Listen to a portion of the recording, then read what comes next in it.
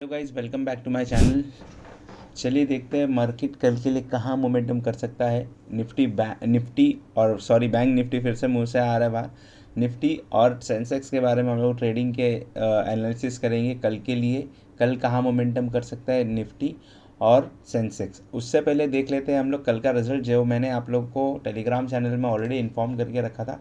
मैं इन्फॉर्म करते जाता हूँ। अब जितने जन देख रहे हो, जितने जन उसका फ़ायदा उठा रहे हो, कॉन्ग्रेचुलेशन उसके लिए। मैंने ऑलरेडी इसमें बता के रखा था कि मैं यहाँ पे अगर कहीं भी ये लेवल आएगा निफ्टी में तो बाइंग के लिए मैं जाऊँगा।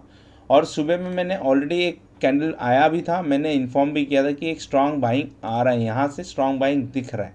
एक स्ट्रॉन्ग कैंडल आया भी था और स्ट्रॉन्ग कैंडल आने के बाद उसने क्या किया है कि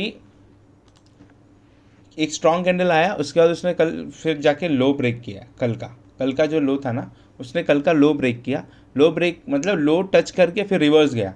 अब मैं यहाँ कंफर्म हो गया कि यहाँ बाइंग होगा, क्योंकि बहुत सारे जन यहाँ एंट्री लिए थे। बहुत सारे जन यहाँ पे एंट्री लिए थे।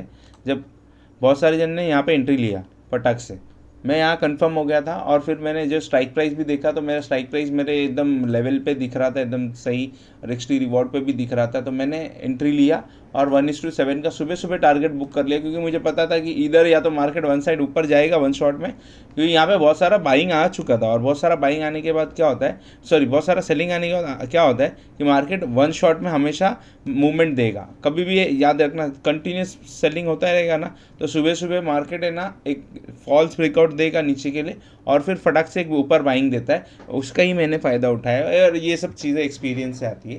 तो धीरे धीरे आप लोग भी सीख जाओगे। इसमें कोई बड़ा रॉकेट साइंस नहीं है। जितना आप लोग इसके साथ झेलप करोगे, जितना उसकी चाल समझोगे, जितना उसके साथ क्या बोलते हैं उसकी बात मानोगे, जितना उसको सुनोगे समझोगे, तो आप लोग को समझ में आ जाएगा कि हाँ ये क्या इशारा देना चाह रहा है। तो वो धीरे धीरे आप लोग को आएगा, एक साथ तो नहीं आएगा। और उसके लिए बहुत फास्ट बनना पड़ता है। और जितने जन को अलग भी सोच रहे हो कि कंटिन्यूस सेलिंग आ रहा है, कंटिन्यूस सेलिंग आ रहा है, गाइस जितने जन सेलिंग किए हैं उतने जन अगर सब लोग पैसा बनाएंगे तो नहीं होएगा ना। तो उन लोग के लिए ही होता है ये सब चीज़ें।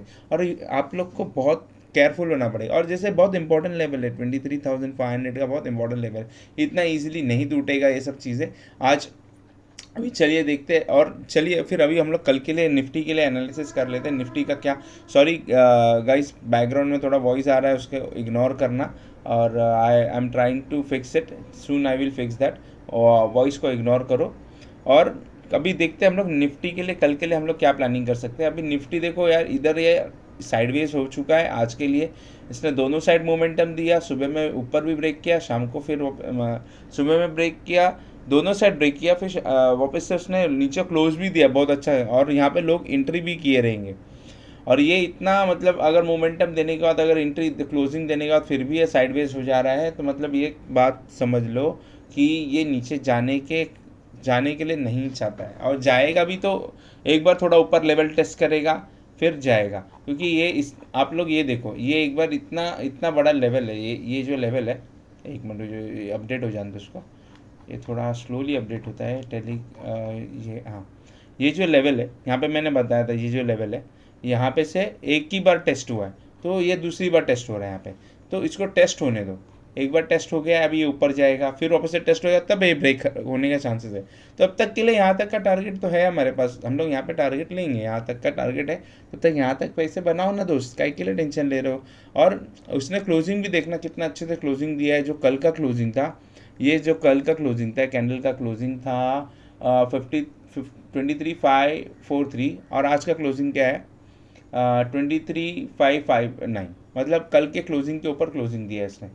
मतलब सिंपल चीज़ है, इसको नीचे नहीं जाना है। ये सबको बेवकूफ़ बनाएगा 2 दिन। अभी आज साइडवेज रहा मार्केट, कल भी में भी चांसेस है कि साइडवेज होगा या फटाक से एक मोमेंटम आ जाए सुबह सुबह, तो उसमें अगर मिल जाए मोमेंट तो हम लोग एंट्री ले सकते हैं।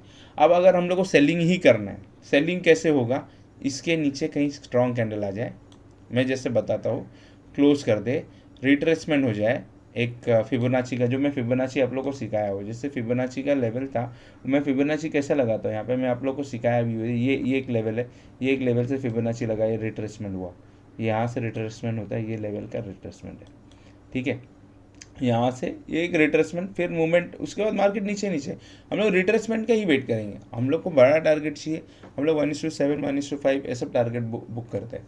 छोटा मोटा टारगेट बुक करने के लिए हम लोग आए नहीं है मार्केट में। अगर ऑप्शन बाइंग करना है तो बड़ा टारगेट बुक करो, छोटा छोटा स्टॉप लॉस देते रहो, 20 रुपये का 10 रुपये का, और नो प्रॉब्लम उसके लिए। ठीक है, अभी चलिए देखते हैं हम लोग सेंसेक्स कहाँ पे कल के लिए जो भी एनालिसिस है उसके बारे में हम बात करते हैं हम लोग सेंसेक्स का। और रिजल्ट मैंने जैसे कि सेंसेक्स में भी बताया था कि जो रिजल्ट है सेंसेक्स का, ये एक लेवल था। कल का क्लोजिंग यहाँ पे इसने दिया था बहुत अच्छा, और क्लोजिंग देने के बाद ये इसने यहीं पर ही सस्टेन करने लगा। सेम निफ्टी के यहाँ पे सस्टेन किया, एक स्ट्रॉन्ग बाइंग आया। मैं बताया था यहाँ से बाइंग आएगा तो यहाँ तक का टारगेट होनी चाहिए। मुझे स्ट्राइक प्राइस में टारगेट मिल गया तो मैं आई वॉज सेटिस्फाइड कि हाँ भाई इतना टारगेट मिल गया है। अब ये ऑल द डायरेक्टली तो नहीं जाएगा, तो मुझे टारगेट मिला है, मैंने बुक किया। मतलब अगर जैसे टारगेट मिल गया मैंने बुक किया, और मैं ये सोच रहा था एक स्ट्रॉन्ग कैंडल क्लोज होनी चाहिए, बट ये क्लोज नहीं हुआ। मैंने इसको बुक कर लिया, पहले यहीं पर ही बुक कर लिया। पर जब बुक हो जाएगा, अगर यहाँ पे अगर एक कैंडल क्लोज कर देगा, क्लोज करने का कैसा मोमेंटम करता है, फिर वो रिट्रेसमेंट लेता है फिबोनाची का, तब मैं इसके अंदर एंट्री लूँगा। ये फिबोनाची का लेवल भी आ रहा था, बट फिर मैंने ये यहाँ तक का लेवल आ रहा था, बट इसने जो क्लोजिंग दिया ना ये कैंडल ने, तो मैं इंटरेस्टेड नहीं था। बोला यार अभी साइडवेज होने का चांसेस बहुत है, तो मैं उसको फिर छोड़ दिया। उसके बाद मैं ज़्यादा इंटरेस्ट नहीं लिया। तो एनीवेज नो प्रॉब्लम। हम लोग this was the Sensex result जो मैंने कल एनालिसिस किया था।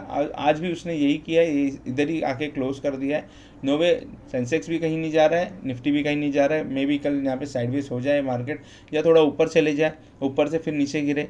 अगर नीचे गिरने लग जाएगा तो फिर वही लेवल रहेगा हमारा कि एक स्ट्रॉन्ग कैंडल चाहिए, देन रिट्रेसमेंट होगा, देन फिर हम लोग ट्रेड करेंगे। ऐसे तो हम लोग डायरेक्ट ट्रेड नहीं कर रहे। हाँ, सुबह सुबह में अगर एक स्ट्रॉन्ग मोमेंटम आ रहा है, यहाँ से एक बड़ा कैंडल बन रहा है, तो हम लोग 20 रुपीज़ का एसएल रख के हम लोग एंट्री लेंगे। और जो भी 1:7 का टारगेट अगर आ रहा है तो अच्छी बात है, नहीं 20 रुपीज़ दे दो गाइस, ज़्यादा सोचो मत, उसको 20 रुपये दे दो। जब 20 रुपये दे दोगे ना तो आप लोग को टारगेट दे देगा वो।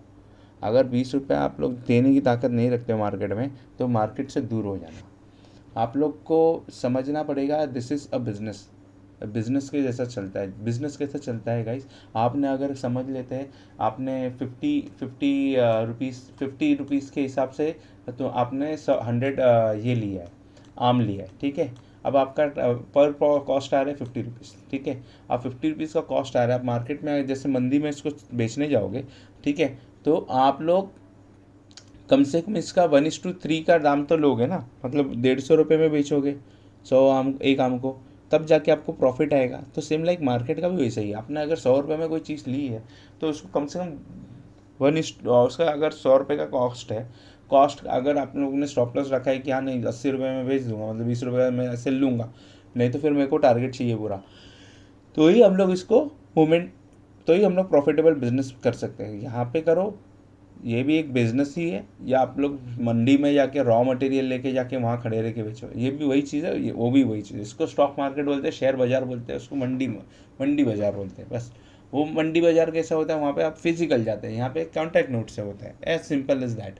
ठीक है गाइस, और जितने जन हो सके इस वीडियो को शेयर करो अपने फ्रेंड्स के साथ, फैमिली के साथ। Thank you very much guys, this is for the day. Thank you.